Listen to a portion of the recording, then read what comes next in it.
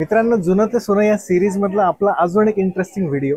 So या व्हिडिओमध्ये आपण वीट कुठल्या कुठल्या प्रकारचे येऊ शकते आणि ती तुमच्या इंटिरियर डिझाईन मध्ये किंवा एक्सटिरियर मध्ये किती छान आपल्याला बनवता येऊ शकते याची आपल्याला माहिती देणार आहोत. हा जो समोरचा जो ब्रिकचा प्रकार आहे हा सगळा टेक्स्चर ब्रिक प्रकार म्हणून आपण यूज केला जातो. याच्यात वेगवेगळ्या कलरच्या विटा आहेत. या बाजूला हा कॉम्प्रेस्ड विटांचा प्रकार आहे. हा बुलनोज प्रकार म्हणून आहे. हे आपण कॉर्नरला जे आपण असे जे साईडचे विट लावू शकतो. त्याच्यानंतर आपल्याला जर असं डिझाईन करायचं असेल मित्रांनो तर ते आपण करू शकतो. आपण कॉम्प्रेस्ड विट जो बघतोय त्याची फिनिशिंग खूप छान येते, स्मूथ फिनिशिंग मध्ये येते. याची NIOC सर्टिफाईड आपली कंपनीची विट आहे. हा परफोरेटेड ब्रिक्स म्हणून आहे. तर हा तुम्हाला सांगतो की या वरच्या बाजूला परफोरेटेड ब्रिक्सचे हे टाईप्स तुम्हाला इथं लावलेले आहेत. क्लायडिंग टाईल्सचे मटेरियल याच्यामध्ये रॉ लुकची पण क्लायडिंग टाईल्स आहे.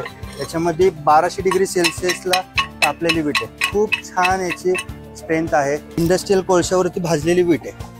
तिची इंडस्ट्रियल कोळशावरती भाजलेली विट आहे. याची कॉम्प्रेशन स्ट्रेंथ खूप चांगली आहे. जर आपल्याला विंडोसाठी आपण जर काही बघत असेल जाळी वगैरे त्यापेक्षा आपल्याला वेगळा प्रकार पण आपल्याला काही बनवू शकतो आपण. अशा युजफुल टिप्ससाठी तुम्ही एलिगन्सी इंटिरियर डिझाईनला फॉलो करा.